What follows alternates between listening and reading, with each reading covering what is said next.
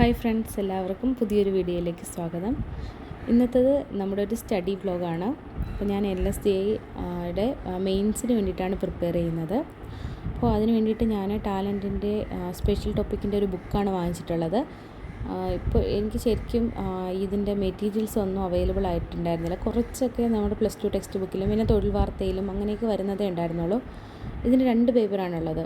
ആദ്യത്തെ പേപ്പർ എന്ന് പറയുന്നത് നമ്മുടെ LDക്ക് കണക്ക് തന്നെ history, geography, constitution, science, physics, chemistry, biology, പിന്നെ മാത്സ്, മലയാളം, ഇംഗ്ലീഷ് ഇതെല്ലാം കൂടി ചേർത്തിട്ട് 100 മാർക്കിൻ്റെ ഒരു ഒബ്ജക്റ്റീവ് പേപ്പറും. രണ്ടാമത്തെ പേപ്പർ പഞ്ചായത്തുമായി ബന്ധപ്പെട്ട കുറച്ച് സ്പെഷ്യൽ ടോപ്പിക്കുമാണ്.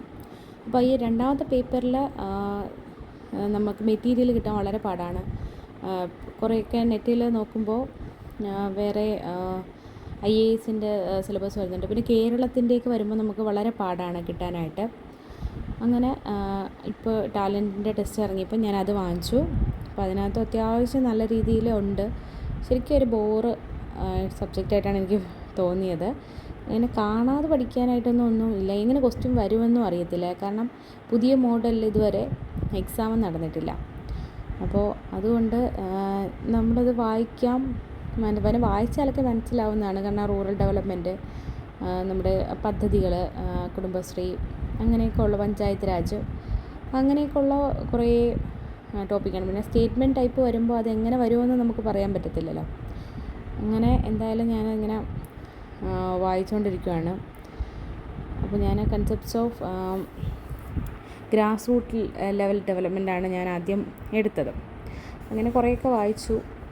അപ്പോൾ കുറേയൊക്കെ ഇങ്ങനെ നമുക്ക് ഇങ്ങനെ വായിച്ചു വിടാനുള്ളതേ ഉള്ളൂ എന്ന് തോന്നും. ഇങ്ങനെ വായിക്കുന്നു.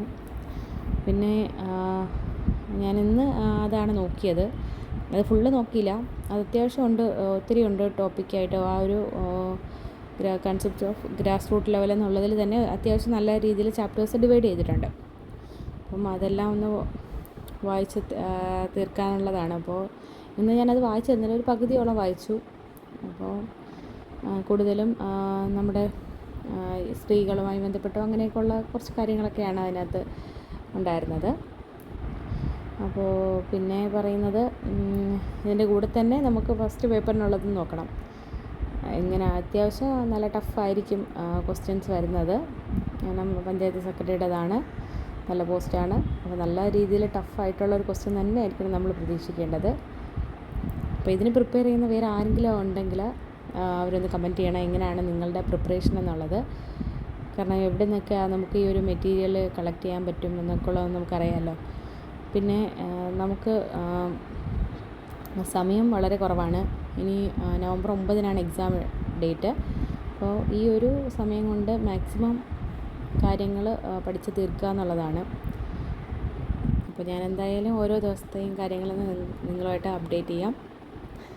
Thank you.